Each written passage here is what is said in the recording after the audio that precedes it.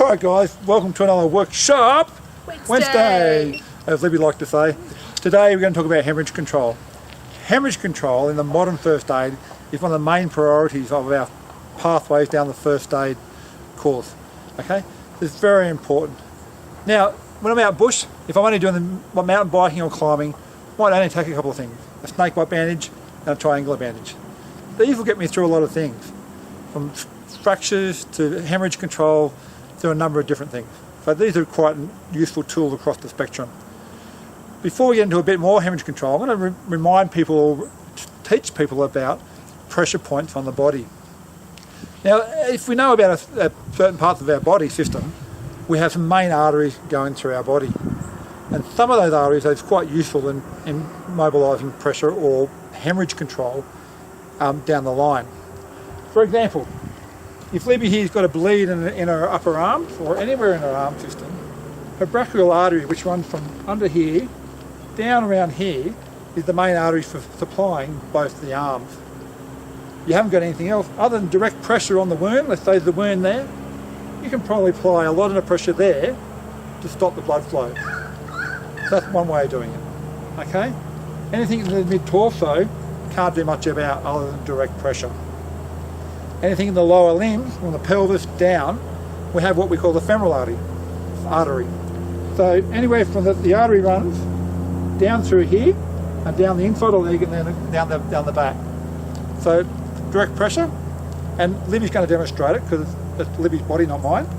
If I was going to do it, I was going to put my whole pressure on the artery, quite firmly, as well as direct pressure on the wound, and that's the pressure point of the body.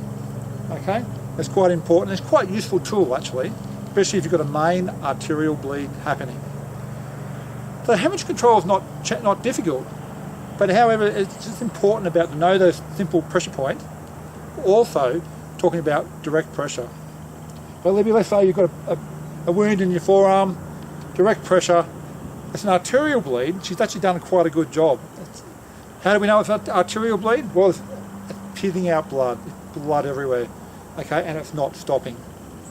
Direct pressure, quite firmly. Don't be gentle about it, okay? If that's not working and it's soaking through, use the upper direct pressure there at the same time.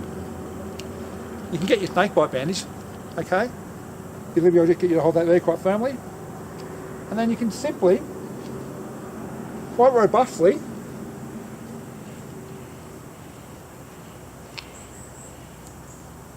ram it on. And you still may have to push pressure onto Libby as well as the upper there. Unless you've got a proper tourniquet, try not to use a tourniquet. But if you can use your hand or another type of bandage to create that extra pressure from above to cease that bleeding, it's highly important. You also want to make sure you've still got enough perfusion in the fingers. Okay, that's quite important.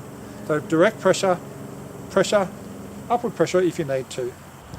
So guys, remember, you've got the direct pressure on the wound, you've wrapped it up nice and tight, and if it's still coming through the bandage, you can apply direct pressure above on the artery.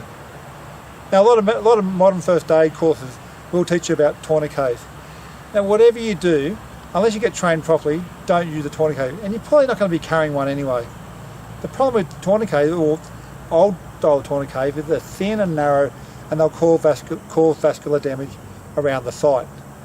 There are these modern ones and the military-based tourniquets, but get the proper training. I'm not going to teach you how to do that, and then you're most likely not going to be carrying one of these in the wilderness anyway. But just remember the basics. Direct pressure for a long time, and occasionally you can let the pressure off to see if it's still bleeding. Hopefully it's enough to coagulate and help you assist in the hemorrhage control.